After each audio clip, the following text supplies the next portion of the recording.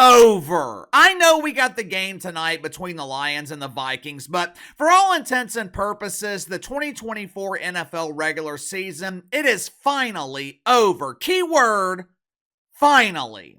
Because this season's been an absolute slog. For the first time in my life, I'm actually happy that football season's coming to an end. Normally, the final week of the NFL regular season's a pretty sad day for me, but I'm feeling more of a sense of relief today because I'm going to have all my Sundays back going forward. For the next 8 or so months, I won't have to waste 7 hours every Sunday watching this painfully boring product. The only thing I can look forward to at this point, at least when it comes to football, is the small glimmer of hope that things are going to change. The small glimmer of hope that the NFL will be drastically improved next season. Because this season and even last season, it has sucked. It really amazes me that NFL ratings are up this season. I don't think the ratings are up because people are enjoying the product more. I think one of the main reasons that NFL ratings are up is because of the increase in gambling. No other league benefits more from gambling than the NFL, but I'm also starting to wonder if gambling could be having a detrimental impact on the league. One of my uncles, he was a bookmaker in the 70s and the 80s, long time ago, I know, but throughout my life, we've always joked around with each other because he likes college football and I've always preferred the NFL. Every year, we will talk shit back and forth, and every year, my uncle will tell me to quit wasting my time watching the NFL because there's too much money involved. All that shit ain't real, it's been corrupted by gambling. Now, my uncle, he was saying this years before gambling was legalized. He was saying this before the NFL embraced gambling. Now, whether he is right or wrong, I don't know. What I do know is the NFL I watched this season, that's not the NFL that I grew up watching. Make sure to like and subscribe. You can follow me on Twitter at KC_BTL84. One of the problems in the NFL this season was the abundance of bad teams. These teams weren't even bad. They were absolute shit. 10 teams this season had 5 or fewer wins. That is damn near a third of the league. Saints, they were 5-12 this season. They are barely clinging to a top 10 pick in the draft. Broncos won 7 games in 2021. They had the 9th pick. Going into this draft, a 5-win team can't get a top 5 pick.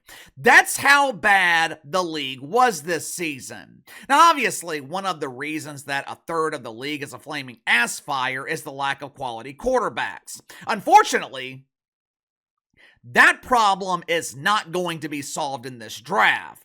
The other day, I was listening to Nick Saban on the Pat McAfee show. They were talking about the problems that NIL is creating in college football and how those problems could be impacting the NFL. Nick Saban was explaining that quarterbacks are no longer being developed at the college level. Are some quarterbacks being developed? Sure, but we're not seeing the development like we did in the past.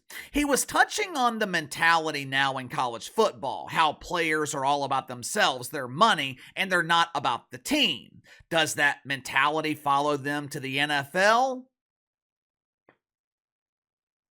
And the lack of development of quarterbacks, that is not specific to college football. I don't think teams are developing quarterbacks at the NFL level either.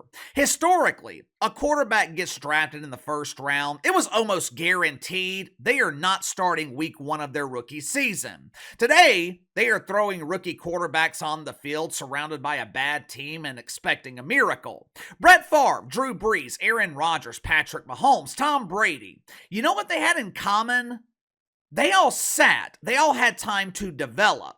Even someone like Peyton Manning, who started immediately during his rookie season and was absolutely atrocious, he was given the time to develop. I think the Colts went I want to say the Colts were 3-13 during Peyton Manning's rookie season, but Jim Mora, He wasn't benching Peyton Manning. He wasn't even thinking about it.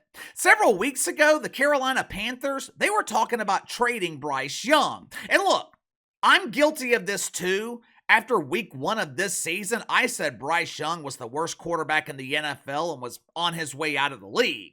Now Bryce Young is looking like he's got a future. Matter of fact, Bryce Young is the reason that you have not heard me complain once about Spencer Rattler. I actually like what I have seen from Spencer Rattler considering the circumstances in New Orleans. I would rather the Saints cut Derek Carr this offseason, eat the cap hit for 1 year, and see what they've got with Spencer Rattler next year. Now, are they going to do that? Obviously not, because Mickey Dumas thinks they're still contending for Super Bowls. I don't know.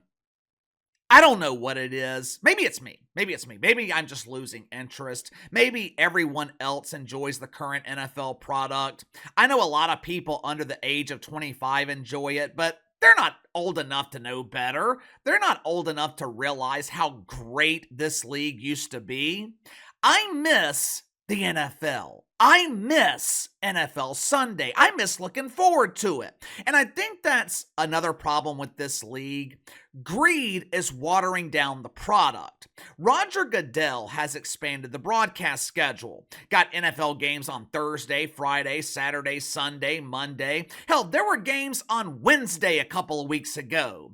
Like I told you guys before, one of the reasons the NFL was so special for so long, one of the competitive advantages they have over the NBA, hockey, and Major League Baseball, there's only one game a week. If you wanted to watch the NFL, had to watch it on Sunday or the stinker on Monday night.